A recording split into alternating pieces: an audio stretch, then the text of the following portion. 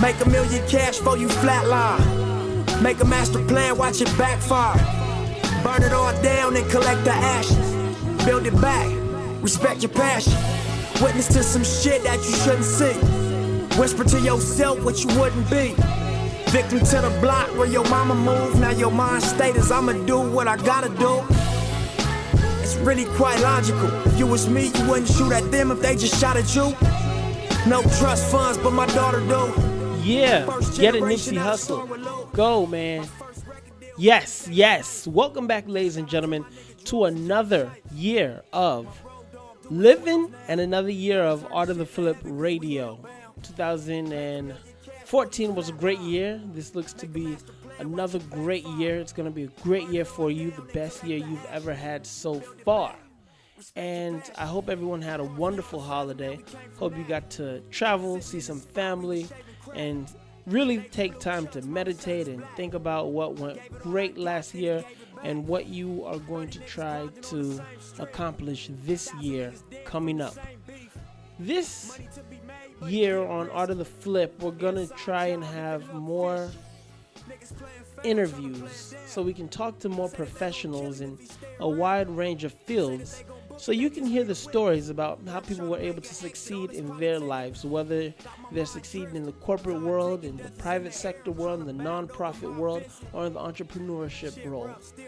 Everybody works at the end of the day. No matter you get a paycheck or trust fund money, everybody works some way, somehow. And we can all benefit from understanding the art of the flip and how to creatively succeed in life. This show is definitely a show that you should be listening to if you really want the tools to succeed in that next interview, or if you want to understand how to formulate that next idea. And today's show is all about respecting your passion. When we say respect your passion, it doesn't mean respect your radical dream of being an astronaut. We definitely want you to be realistic. But at the same time, in the same token, you cannot not respect your dream if it is, in fact, to be an astronaut. And let me break down what I mean by that. Some people say their entire lives, I want to be an astronaut, and never ever in their life pick up a book on math or science or space exploration. They never go to a space camp. They never watch documentaries on space. It literally is just this huge pipe dream. And for others, they can do nothing but think of space and the stars and the solar system. And for those people, I say, respect your passion. And if that's your passion, go after it. If your passion is to get that job at IBM, at Microsoft, at Macintosh, go after it. Or Apple, I should say. At Tesla Motors, if you want to be an engineer, if you want to be a pharmaceutical technician, if you want to be a teacher, if you want to be an electrical engineer, if you want to be an actor, an actress, if you want to be a painter, if you want to be an athlete, respect your passion. We're going to have a great show for you today. What we're going to do is we're going to take a quick commercial break, and by quick, I mean quick. Today's show is brought to you by none other than Nipsey Hussle. You guys make sure you go out and you support that new album. It's free. Physical copies are $1,000 of his new album, Mailbox Money. We'll be right back right after this commercial break with more Art of the Flip Radio. If you're like countless other Americans who know you're qualified but aren't getting the jobs that you deserve, check out my new book, The Art of the Flip: How to Creatively Succeed in Job Interviews. This fast and to the point book goes over what you need to do and know while preparing for the job interview, during the interview, and after the interview. This informative book reads like a manual, quickly and clearly explaining what today's employers are looking for in a job interview. Just go to Amazon.com and type in The Art of the Flip: How to Creatively Succeed in Job Interviews by yours truly, Kevin Parkison. We're online 24/7. You're listening to the hottest internet station. Art of the Flip Radio. Art of the Flip. Hey, what's going on? It's Julian on the radio from 104.7 KISS FM. And if you're looking to get a job, if you're looking to land a job, it's all about the interview. You got to check out my man Kevin Parkison and the Art of the Flip. 5, 4, 3, 2, 1. right, everybody, you are tuned in to the Art of the Flip radio podcast, and of course, my name is Kevin Parkison, and as promised, we have a guest today. We have Mr. McCain, Michael McCain, that is, accomplished author, motivational speaker, and he really ties in with today's episode of respecting your passion and going for your goals, whether that's entrepreneurship or whether that's working for your dream company. How Michael was able to create his own lane was through authoring several books. And those books not only are inspirational, but they're filled with a lot of information that can help anybody achieve their particular goal. So Michael, thank you for being on the show with us today. Thank you for having me. I really appreciate it. Absolutely. So let's just cover the basics. Michael, how should I pose this? What type of student were you in grade school, high school, all throughout your educational career? That's a very good question. All throughout my childhood years, I won't say that I was exactly an A student. I was more or less an A-B student, but over the years, growing up with some of the issues that I had to face in my childhood, the older I became, the less attention I devoted to my education and things of that nature, and there were some areas that began to be neglected. But overall, I was always a good student. I was always at the top of my class, and any area where I didn't feel sufficient and I didn't feel like I knew enough, I would always hang around with the geeks, the smart kids, the ones who did have the answers, did have the know-how, had the ability to show someone else how to do something or tutor someone. And those areas where I lacked and where I fell off, I always found that it was just in the latter time of my years. I was going through foster care and things of that issue, running away from home, which eventually led dropping out of school, which is where my grades declined. Right. But overall, growing up, I had always been a great student. I'm not going to say straight A student, but I was somewhere in the middle of perfection. Now that's very interesting. You definitely gave us a lot to ponder on, but one thing that stood out to me was you said that there was a time during your educational journey that you stopped giving so much attention to your educational merit. Can you explain that a little bit more? I was what they have now defined as a child being ADHD. Right. I was never medically defined that during my childhood, but because I had a capacity to absorb information quickly, I learned things very quickly. So I am a type of person where it irritates me to hear the same information over and over again. Right. I cannot redigest something I first understood. Right. It will aggravate my nerves to sit there and watch a movie more than once if I have already digested the basic concept of that particular thing. I cannot hear the same lecture over and over and over and over again. Right. What you would have to endure in the classroom, listening Right. to a teacher give and explain the same things over and over, or finding another strategy to help you bridge your understanding to the place where it needs to be. Right. And I was always one ahead of the curve. So it irritated me, which led to some bad habits at the same time because I absorbed information well. I always bounced back from the thing. So in a nutshell, what I began to encounter was not fulfilling my homework at a pace. I would literally do my homework in class. Right. And I didn't pay too much attention to some of the assignments that were given because I already digested what I needed to know and understand just from hearing my teacher's lecture or copying my notes. Very interesting. I definitely can say that I have experienced almost the same exact thing, and it really, a lot of times some minds, I realize, just aren't really well designed for the American school system.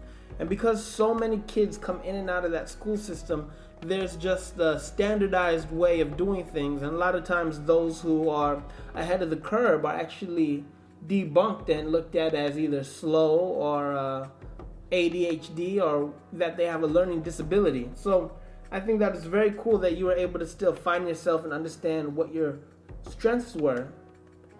The next question is, what were or what are your ambitions for your writing career, and did you always want to be a writer? I can literally say, unlike some authors who stumble into this, I was born a writer. Really? From the very time that I picked up any type of instrument to draw, color, or write with, I was always trying to express myself. And as a child, it started through drawing pictures. Right. I think almost every child goes through that at some point, that form of expression. But as soon as I was able to then write, I picked up the habit of trying to express myself through poetry, telling stories, and those things started very, very early for me, which created the backdrop of the person that I am now today. And I remember just 2 or 3 years ago literally having a meltdown because I look back at my childhood years and all the things that you think that you're doing when you're daydreaming and you see yourself at a certain place in your life in your childhood. I realized that I have now grown up and became a grown man living those things. Wow.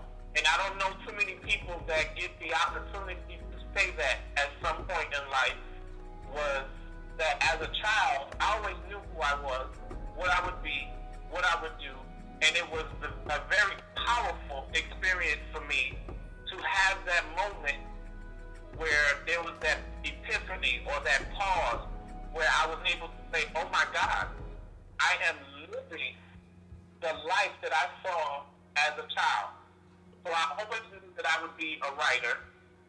What creates my ambition was just that, the fact of knowing who I would be, who I would become, and I realized for me that it was a calling to become this person because at my best and at my natural level, I am a teacher. Right.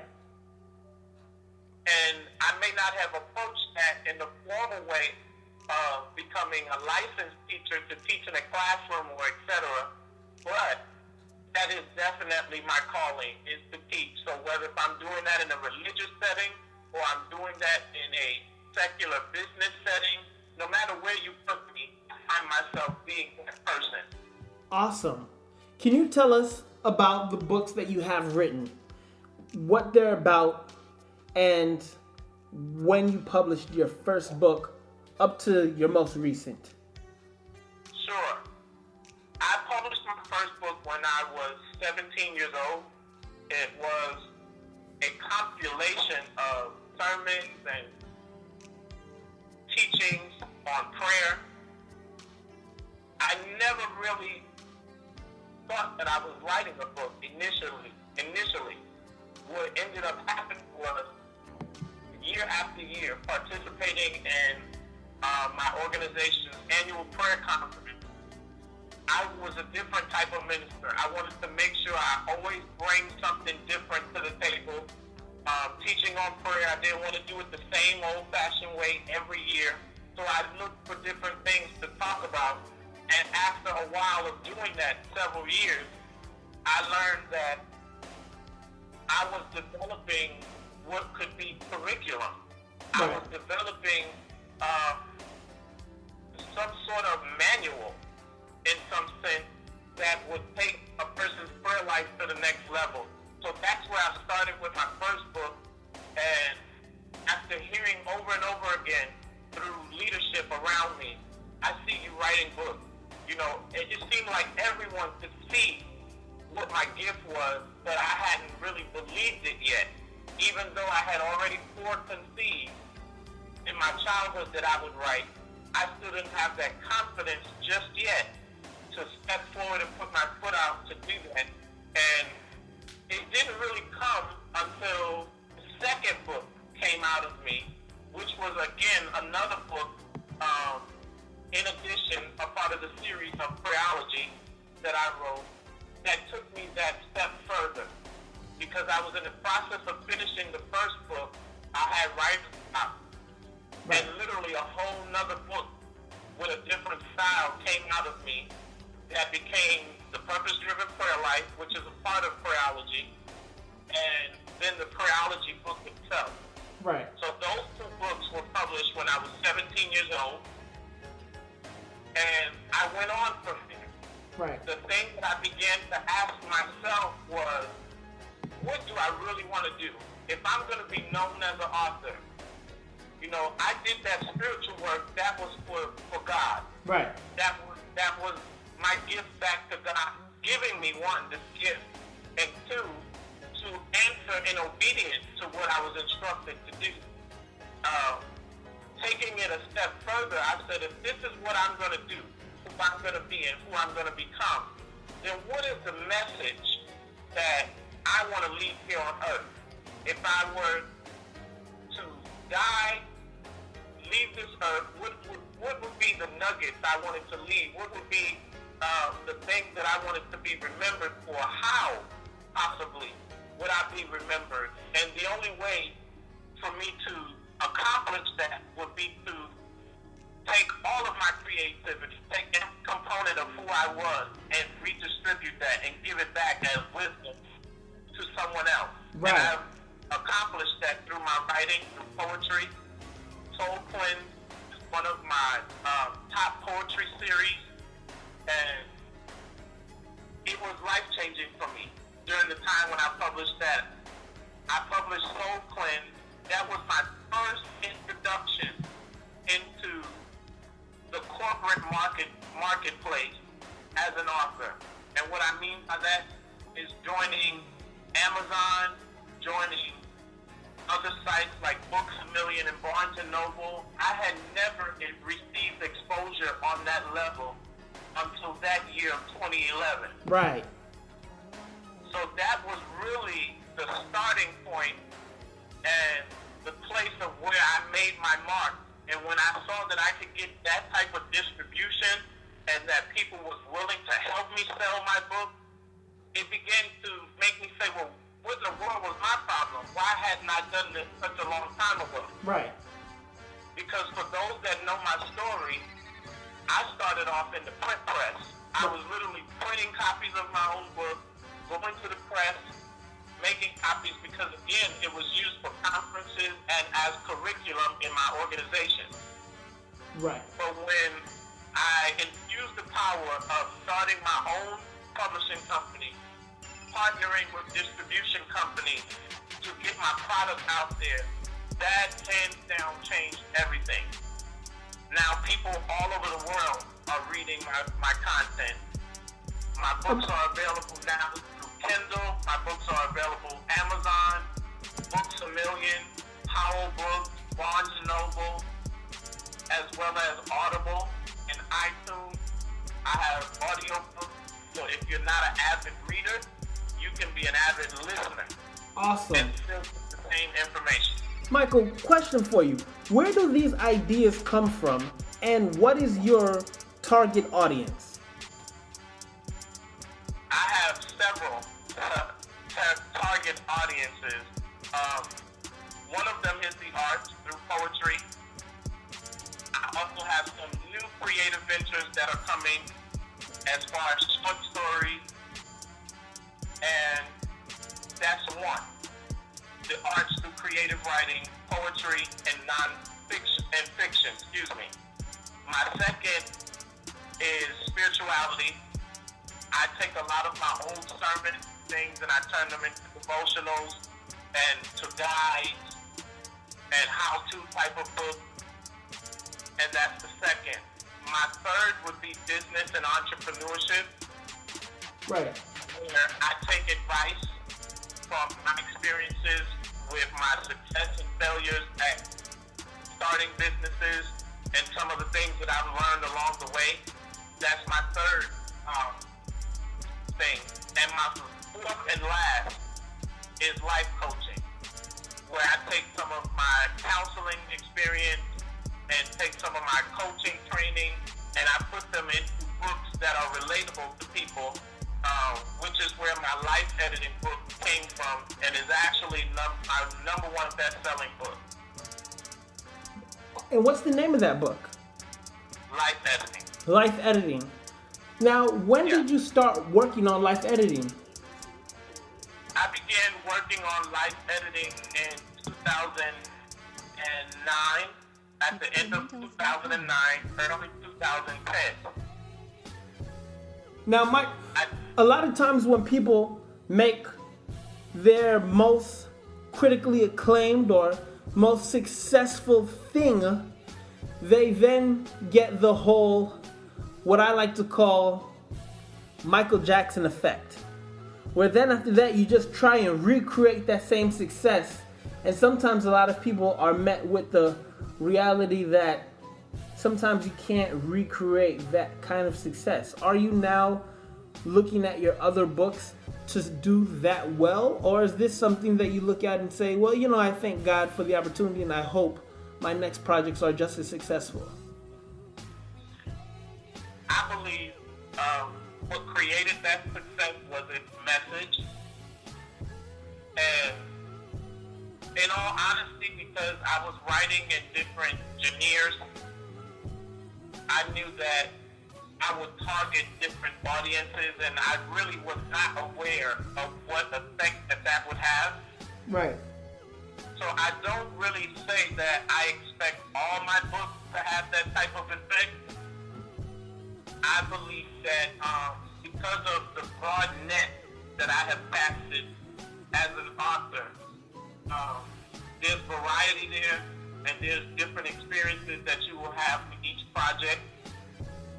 And I believe the uniqueness of the message of life editing, what it represents, some of the things that people would receive from reading that book was really what drove the success of that book.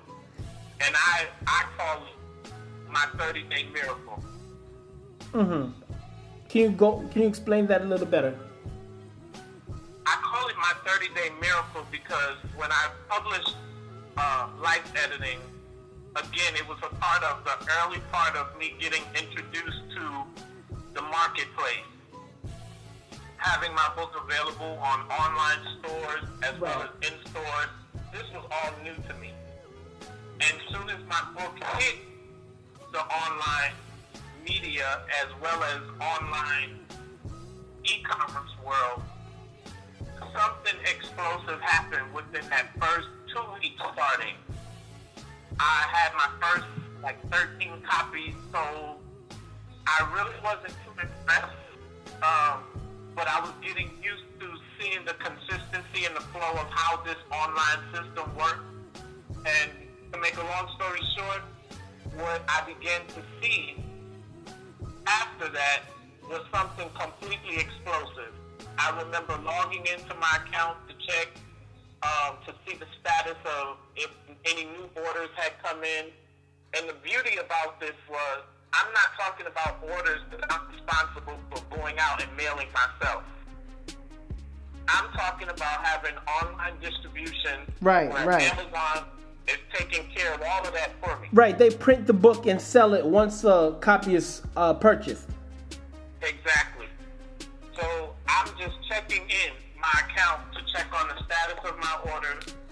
And I'll never forget one particular evening, I was waiting to go out for a meeting. I was waiting for my ride to get there. One of my cousins was there. And I went in and logged into my account, and I was just flabbergasted. I was so stupid.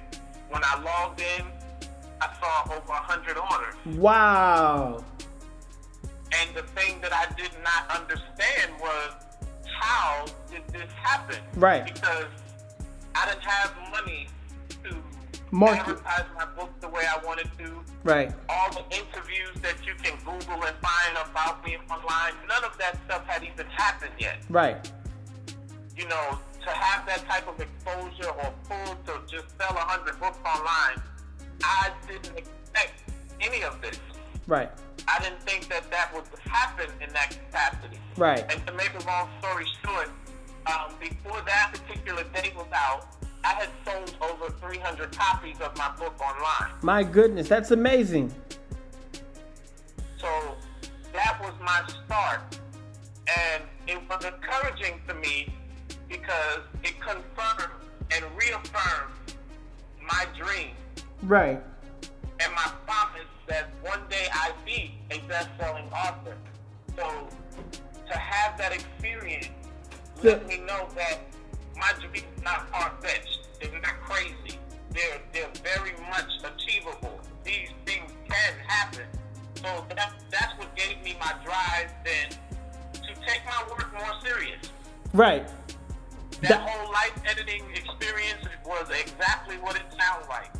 It was a life-altering experience. I had to reassess what was important to me. I had to reassess my goals, my ambitions, and centering life to head that direction. Right. To see some of the things that I have accomplished from the time of publishing Life Editing, which was in 2012, to this present day. The things that you see I have accomplished in that time frame from then till now has been a result of the success of Life Editing. I would have not been encouraged to continue writing if I did not see some level of success in my work. That's amazing. That is really amazing.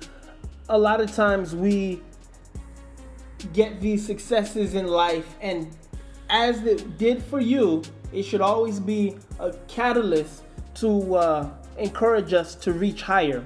You mentioned that you didn't have money for marketing. Can you briefly explain to us your book covers and how you market your books on a budget? Yes. What I had done with my book covers, a lot of my book covers, some folks are actually ashamed of this when they are authors starting off on their own.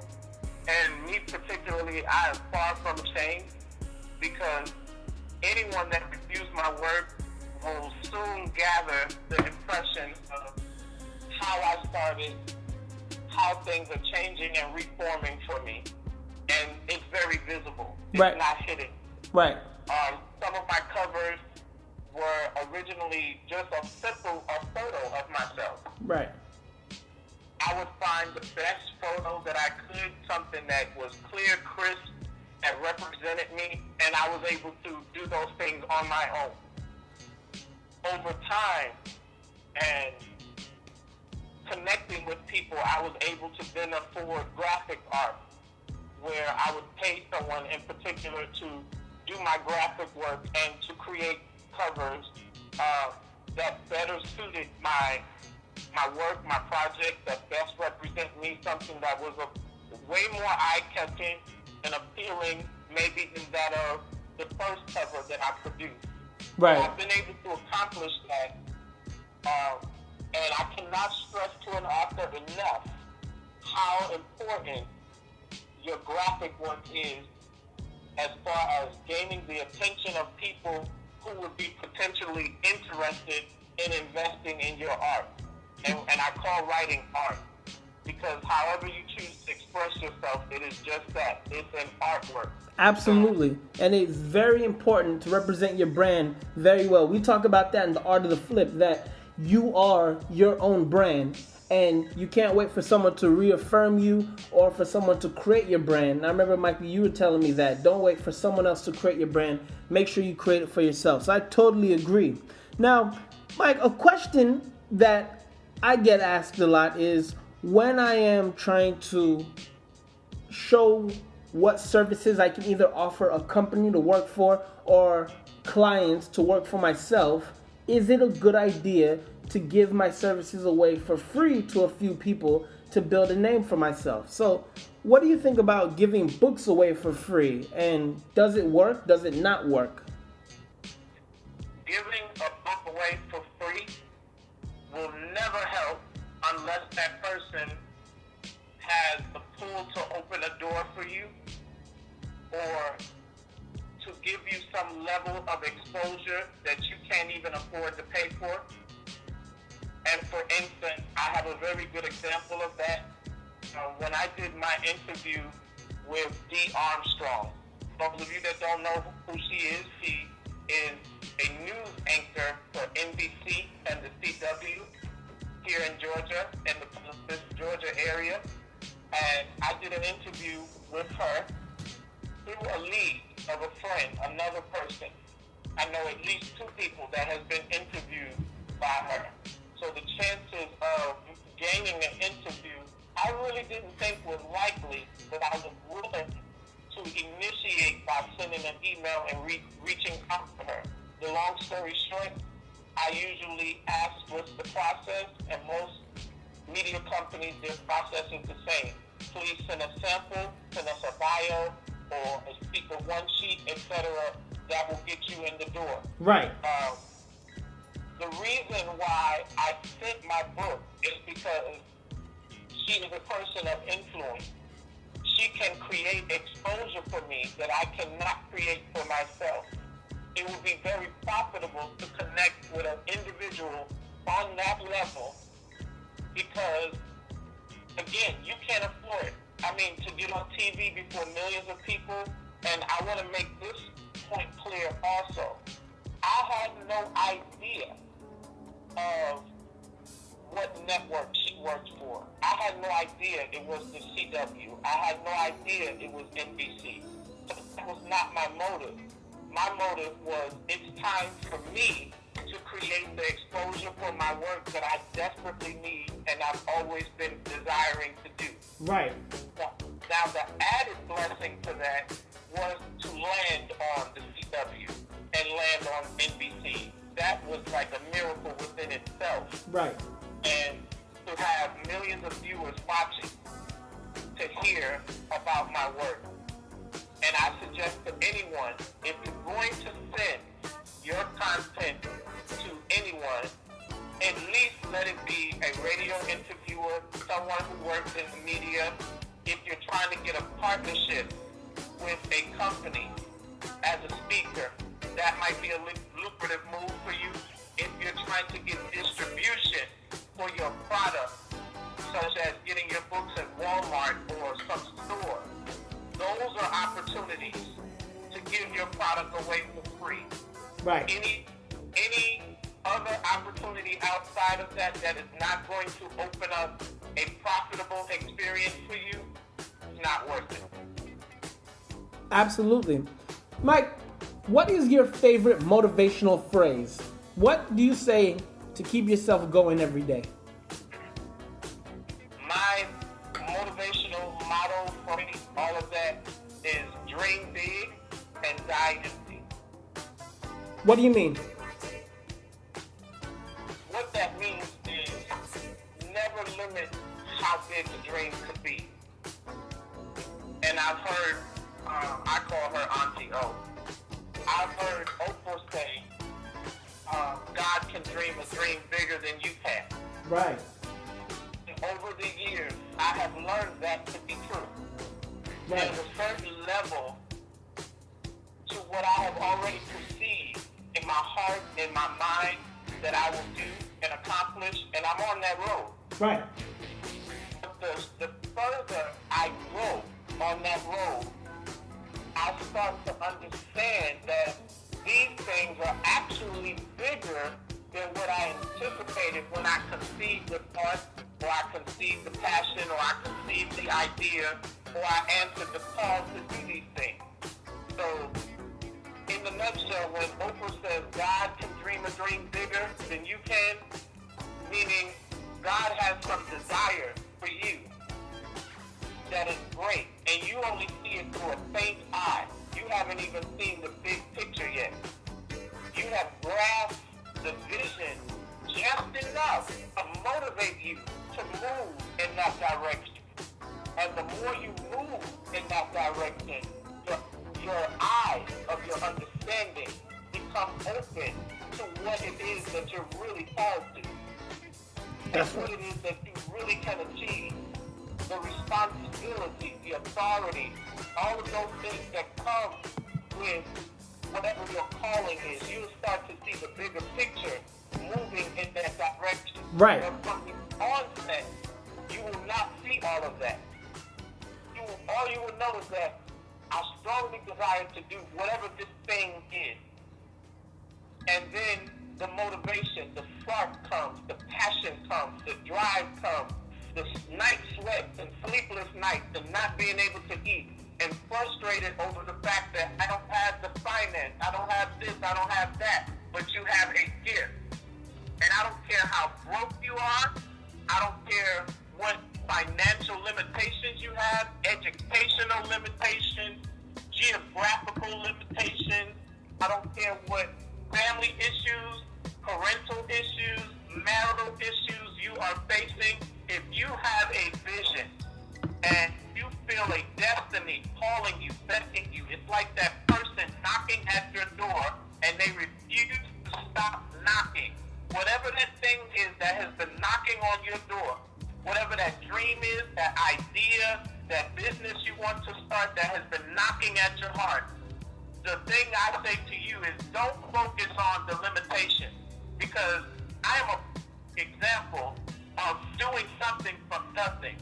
Right. I never had the money to publish a book in life, but I didn't let that stop me from completing my assignment. Right. Once my assignment was completed, I then did the legwork to find out what it would require to still make this thing manifest, even when I'm broke. Right. So even if you don't have the finances, even if you don't have the money, all you need is the skill. All you need is the vision. Your vision and the faith that you have on the inside of you, that you have conceived that this thing I want to do is possible. That's all you need. That's your title deed right there. No evidence, no money, no nothing. The faith that your miracle, your idea, your passion exists and it is accomplishable, and you've already seen yourself achieving that, completing that, and doing that in life, that's all you need to get your start. So all the excuses out the door. I don't have support. I don't have the money. I don't have resources. I don't have the connection. The longer you languish in that state of mind and in that state of spirit, you will continue to have the nothing that you have right now. But the moment you decide that hands down, I don't care what I have to face. That's right. What I have to go through. What I have to do to get this accomplished. Yes. I'm going to start taking my vision serious. I'm going to start working on it. I'm going to start connecting with people. I'm going to start networking. I'm going to start writing my vision down. I'm going to start writing down my mission, my purpose, my goals, and I'm going to start moving towards them. What you'll start to see is everything about this universe and about this earth has been waiting for you to do just that. As soon as you get in motion and get on course with your vision and what you have been called to do, you'll start to see the connections come out of nowhere. Yes. You won't have to look for them. The accountant will come, the grant writer will come, the life coach will come, the mentors will come, the financial expert, whatever it is that you need to get your start and get on that road will start manifesting. But you have to make the decision that I am so dead serious. I want this more than I want anything else in the world, and I have to make this thing happen. So dream big. Dream as big as you can. Take the limits off, because as human beings, we have the tendency of putting people in categories, putting people in boxes, putting people in things and placing limitations on what is the hallmark of achievement and success. Success means something different to every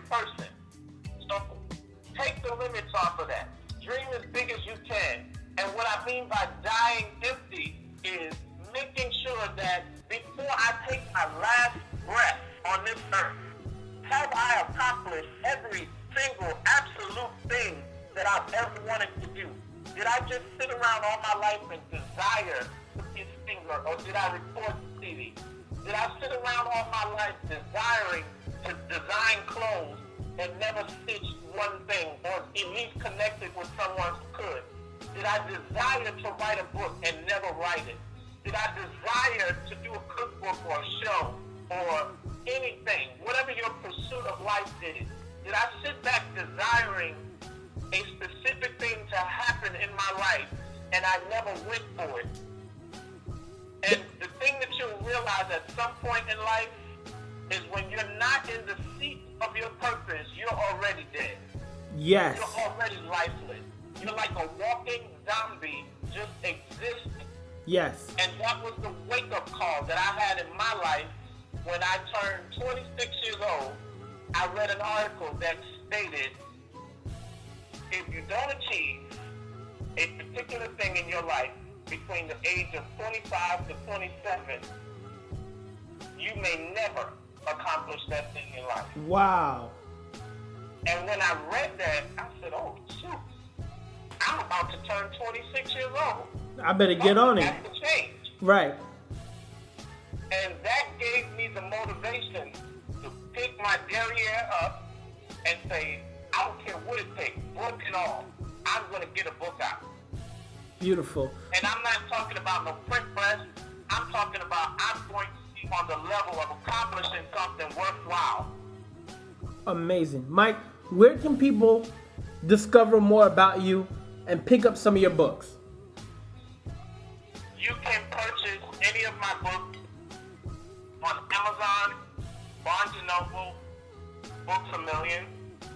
You can also connect with me via my website, www.michaelmccain.org. And if all else fails, Google me. Absolutely. Mike, we had a ton of questions, but your answers answered all of them. I want to say thank you for coming on Art of the Flip Radio today. It was a pleasure being able to talk to someone of your caliber and of your extroverted nature. And I know that you inspired a lot of people. So thank you so much, Mike. Not a problem. I really appreciate this opportunity, and thank you for having me. Yes. So don't forget to check out Michael McCain online. You can connect with him through his own website at Michael, MICHAEL, McCain, MCCAIN.org. That's michaelmccain.org to get all the information about where he's going to be speaking, what TV shows he's going to be on, and where you can get his books. Also on YouTube, be sure to visit the Maximize Network on YouTube. That's Michael McCain's YouTube channel. Well, it was a long show, but I hope it was a very informative show for you. I hope you got a lot out of it. Like Nipsey Hussle says, respect your passion. Go after it. No matter how big it may seem, you can do it. And 2015 is going to be a great year for you. Have a great day. Make sure you tell a friend to tell a friend to tell a friend to get on board and start listening to the podcast and to check out The Art of the Flip. Everybody in America should have a copy of that book. If you don't have it by now, grab a copy. These podcasts can give you a lot of information, but there's so much more in that book, The Art of the Flip. Go and get my book. Visit Amazon.com, Kevin Parkison, Art of the Flip. Have a great week. I'll see you guys later. Don't forget to chase them dreams. And like my father used to always tell me, opportunities lost can never be regained. All right. We're online 24/7. 24/7. You're listening to the hottest internet station. Art of the Flip Radio. Art of the Flip.